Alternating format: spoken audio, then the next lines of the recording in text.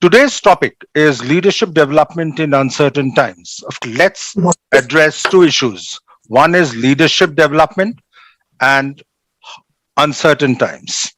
Now, my work around leadership development and executive coaching is informed by my own belief in the work around performance of any person, be it a leader, be it a student or a sport athlete, is equal to potential minus internal interference. It is this potential that we will speak about how to up our game and do better amount of leadership in uncertain times.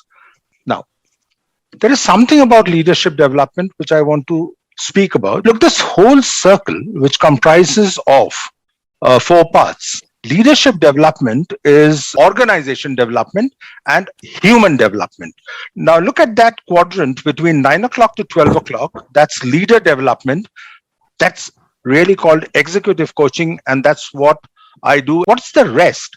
Look, some of you over here who are in leadership positions, be it in corporates, organizations, your own organization could be a startup, or else in academia, knows that they have to do a lot more than leader development. What are the other things? The second part, which is between 12 to 3, is team development, and that's another part of leadership development, which is how do you get the team to develop. Thereafter, move down to the part between 3 o'clock to 6 o'clock. That is when you're doing development between entities. This is particularly important if the organization you work for or the organization you work in has different entities. Say, for example, the biggest organization in India, Tata, have many entities. So this part between 3 o'clock to 6 o'clock would be very important for bigger organizations. And then the final part, which is 6 o'clock to 9 o'clock, is how do you then connect between these entities and individuals. This is actually the whole of this leads to proper leadership development. I wanted to share with you a visual which captured my imagination. There is an uncertain world we have moved through since the last 18 months, or let's say the 2 years. Okay. What has really happened? You know, due to work of some people, I would say, this tree, which is has been cut from the root, but it has not been destroyed when it was cut. Okay.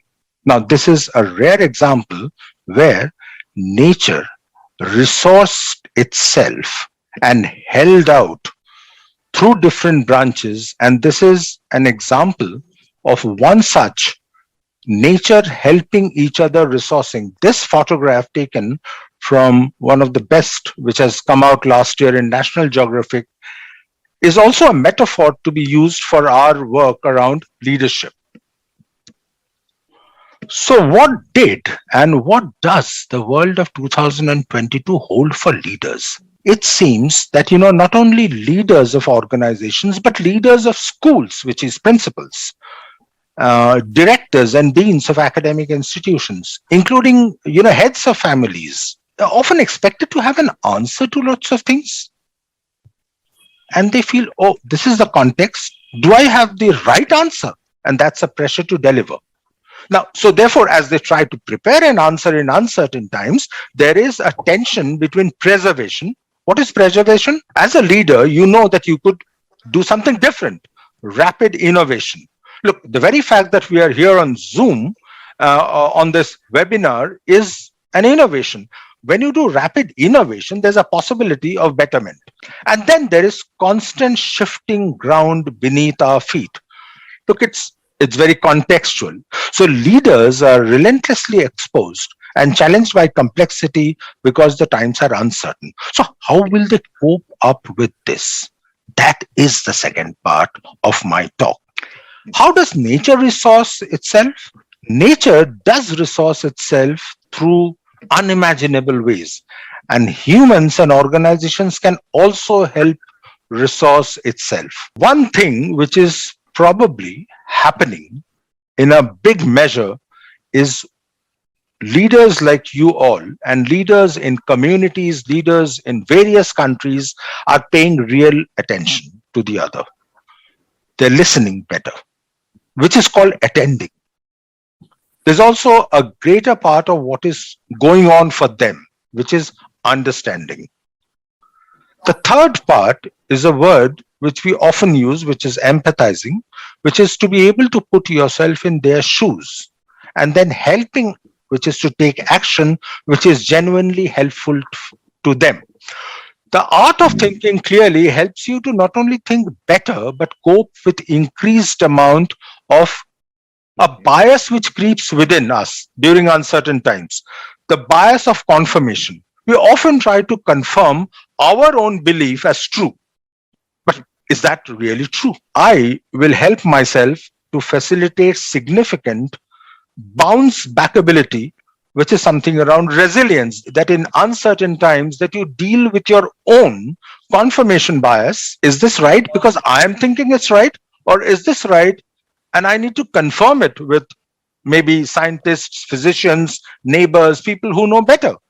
Or am I doing too much amount of confirmation bias, which is asking so many people that deep within there is an insecurity? So leaders need to watch out for that. Resilient leadership is what will help you. And then, what do I ask you to resource? Look, that tree which helped out with the branch and help the other tree to stand. Here, what you can do is find out something which is called what's your real self. It's crisis. It's in these uncertain times brings out the best in many a person. And the intersection between the real self, which is the real me, the real other, the real neighbor, the real physician, the real community help. What is really the situation? So, in the intersection of these three lies real leadership. So, real leadership, how do you recover in uncertain times?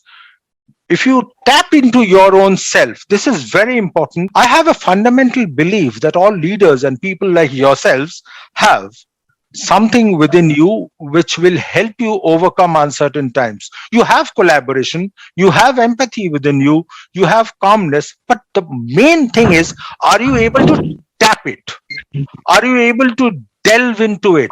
Because now is the time to tap into these things which are within yourself, which is in your potential, and do not allow interference to reduce your performance. Thank everyone. Yes. I'm Naman. I just want to thank Anamitra sir and everyone for having me in this session. It was quite informative and gave us the perspective. So all of us, we have been struggling to cope up with our works, our way of life for 2 years, and we are evolving. But these different viewpoints, these definitely help and broaden the horizon. Thank you, Naman. Being a faculty, it's always so good to hear. Thank you for listening.